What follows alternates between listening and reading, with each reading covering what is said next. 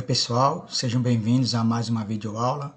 O assunto de hoje é sensores de temperatura. O que vem a ser o sensor de temperatura? É o elemento que vai sentir a temperatura e passar essa informação ao circuito de leitura. Quais são os tipos de sensores? Então nós vamos ver termistores, termopares, termoresistores, sensores eletrônicos e pirômetros. Primeiro deles, então, os termistores, são resistores termicamente sensíveis. São semicondutores eletrônicos cuja resistência elétrica varia com a temperatura. São os mais recomendados para a medida de temperatura e controle de qualquer equipamento. Existem dois tipos, chamado NTC, que é o coeficiente negativo de temperatura, do inglês, né? TC, Negative Temperature Coefficient, e o PTC, que é o coeficiente positivo de temperatura, Positive Temperature Coefficient. Aqui está o símbolo do termistor, então é um resistor com uma setinha variável e um Tzinho para lembrar que é um termistor. Normalmente esse daqui a gente faz um círculo em volta, tá? Porque ele é lacrado. NTC, então com coeficiente negativo de temperatura, é o componente resistivo que responde com a diminuição do valor ôhmico à medida que a temperatura se eleva. Por isso é chamado coeficiente negativo. Então aumenta a temperatura, diminui a resistência. Aqui nós temos um NTC, um sensor resistivo aqui, ele é encapsulado em resina epóxi, em forma de lentilha. PTC, coeficiente positivo de temperatura. Então, nesse caso, o componente resistivo que responde com o aumento do valor ôhmico à medida que a temperatura se eleva. Então, aqui nós temos um sensor resistivo com coeficiente de temperatura positiva. Neste caso, aqui ele está encapsulado em resina epóxi, de aspecto análogo a um transistor. Tem vários tipos no mercado. Aqui nós temos o gráfico resistência vezes temperatura. Então, no caso do NTC, quanto mais alta a temperatura, menor o valor ôhmico. Observe que não é linear, é uma exponencial. E o PTC, que é positivo, quanto maior a temperatura, maior o valor da resistência. Algumas aplicações dos termistores. Então, a utilização dele é muito vasta, abrange aplicações de entretenimento até algumas aplicações profissionais. Exemplos: na área química, calorimetria, regulação de nível de líquidos, medição de condutividade térmica dos gases. Na física, medição de vácuo, medição de vazão de gases e líquidos e radiometria. Na medicina, os termômetros. Aqui nós temos um termistor automotivo comercial. Este sensor é um dos principais componentes do sistema de arrefecimento de um veículo. A sua função é analisar a temperatura do motor e do fluido em circulação durante o seu funcionamento e transmitir essa informação para o módulo de controle eletrônico do veículo. O segundo tipo que nós vamos apresentar são os termopares. Então, são dispositivos elétricos com larga aplicação para medição de temperatura, em virtude de sua versatilidade. É um dispositivo robusto e de baixo custo. Então aqui nós temos uma figura de alguns termopares. Aqui um outro tipo, onde a gente pode rosquear dentro da peça, né? E levar os terminais lá para fazer as medições. Então o Thomas Seebeck, que é um físico alemão, constatou experimentalmente uma certa relação entre a eletricidade e o calor quando, ao juntar dois fios de materiais diferentes através de suas extremidades, o nome dado ao ponto desse encontro de fios é chamado de junção. Então, formando um circuito fechado e aquecendo uma destas, no caso aqui chamada de junta quente, enquanto a outra permanecia em uma temperatura menor, ele observou que havia circulação de corrente neste circuito. No caso, se a gente, em vez de juntar aqui, colocarmos um voltímetro aqui na junta fria, a gente pode constatar que vai ter uma tensão sendo gerada, cujo módulo é proporcional à diferença de temperatura entre as junções aqui. É de suma importância que as seções de cada um dos fios do circuito sejam homogêneas, pois desta maneira, não havendo nenhuma mudança na composição ou nas propriedades físicas ao longo dos respectivos comprimentos, a tensão gerada vai ser proporcional à diferença de temperatura entre as junções. Alguns tipos de termopares. Então, os termopares podem ser classificados em básicos, que é o que nós vamos estudar, e nobres. Esses nós vamos deixar para um outro momento. Os termopares básicos possuem esta denominação por serem os que usualmente são utilizados em aplicações de uso industrial, onde as mesmas admitem um limite maior de erro, além dos fios constituintes dos termopares citados serem relativamente baratos. Então, os tipos de termopares que se enquadram nestas características vão ser o tipo T, tipo J, tipo E e tipo K. Então, os termopares do tipo T são formados por um fio de cobre como elemento positivo e um fio de Constantan como elemento negativo. São indicados também para medição de temperaturas abaixo de zero. Então, sob determinadas condições, pode-se medir temperaturas de até cerca de menos 260 graus Celsius. E o seu limite superior de temperatura é cerca de 370 graus.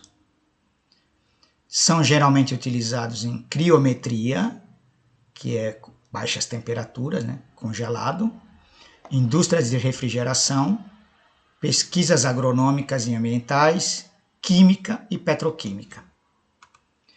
Então aqui nós temos um código de cores do termopar, então o vermelho para o Constantan e o azul para o cobre. E no caso o cobre é o positivo.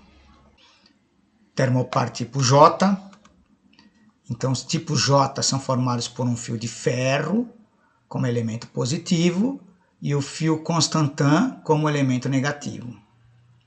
Assim como o termopar tipo T, esse também pode ser utilizado no vácuo ou em atmosferas oxidantes, redutoras ou inertes, para medição contínuas, desde 0 graus até cerca de 800 graus. Então isso aqui atinge uma temperatura bem mais alta. Vale ressaltar que este não deve ser utilizado em temperaturas abaixo de 0 graus, devido à oxidação e fragilização do ferro. Ele usa o ferro como elemento, não devemos utilizar em temperaturas abaixo de zero. Algumas aplicações desse tipo de sensor são centrais de energia e indústrias em geral, como metalúrgica e petroquímica. Então aqui nós temos o código de cores para o termopar, então o vermelho é para o Constantan, que é o negativo, e o branco é para ferro positivo. Termopar tipo E, então os termopares tipo E são formados por um fio de cromel como elemento positivo e um fio de Constantan como elemento negativo.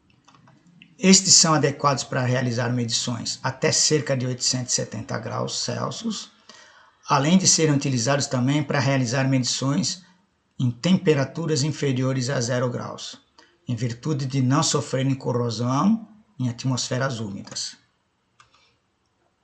A grande vantagem deste tipo de termopar reside no fato de que este apresenta a maior potência termoelétrica de todos os tipos básicos. Isto é, apresenta a maior relação que expressa a quantidade de milivolts gerada a cada variação de temperatura de 1 grau Celsius. Então, normalmente, todos esses sensores, a gente vai dizer que ele varia tantos milivolts por grau Celsius. Esse é o que atinge o maior número de milivolts por grau Celsius. Aqui está o código de cores para esse tipo de termopar. Então nós temos o vermelho para o Constantan, que é o negativo, e o roxo para o cromel, que é o positivo. Termopar tipo K. Os termopares tipo K são formados por um fio de cromel como elemento positivo e um fio de alumel como elemento negativo. Esses termopares podem estar presentes em situações cuja temperatura pode chegar até cerca de 1250 graus Celsius e possuem elevada resistência à oxidação, fazendo com que esses termopares sejam preferidos em aplicações com temperaturas superiores a 540 graus. Então, temperaturas altas, normalmente utilizamos o tipo K. Então, aqui nós temos o código de cores. O halomel é vermelho, negativo, e o cromel é amarelo, positivo. Termopar tipo N. Os termopares tipo N são formados por um fio de nicrosil como elemento positivo e um fio de nisil como elemento negativo. Termopares tipo N são recomendados para uso em faixas de temperatura de 0 a 1250 graus, e assim como o tipo K, no entanto, ele possui maior resistência à oxidação do que o tipo K, porém ele é mais caro, né? Os termopares tipo N também substituem os tipo K em atmosferas onde pode ocorrer a corrosão chamada green rot, também chamada de corrosão verde ou oxidação preferencial. No caso, então, o elemento negativo é vermelho, é o nisil, e um laranja é o nicrosil positivo, os códigos de cores. Agora vamos ver um outro tipo que são chamados termoresistores. Então, os termoresistores também são chamados de RTDs, do inglês, Resistance Temperature Detectors, que são resistores metálicos, cuja resistência varia com a temperatura.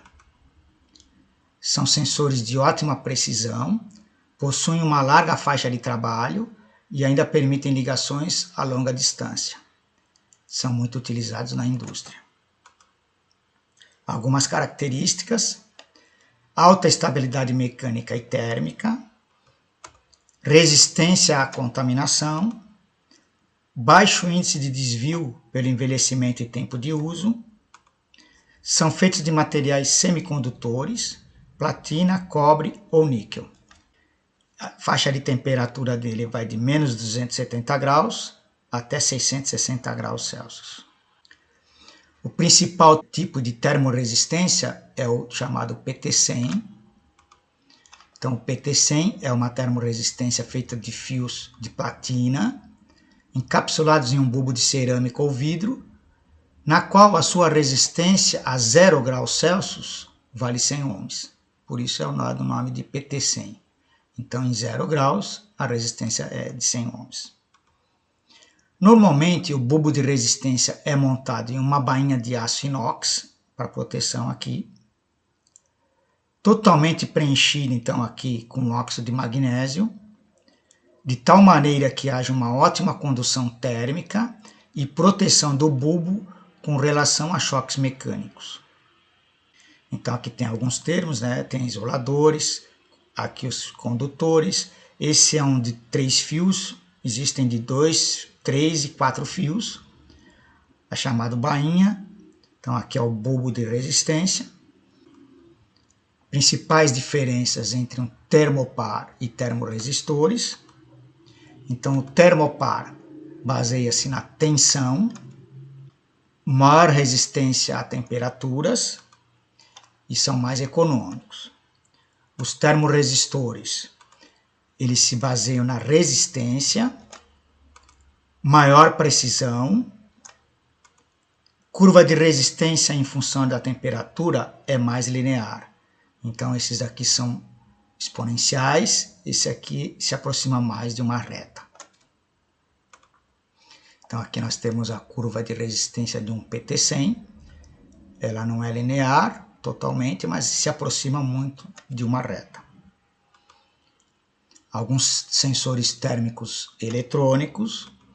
Então, sensores de temperatura eletrônicos mais usuais, são alguns tipos, né?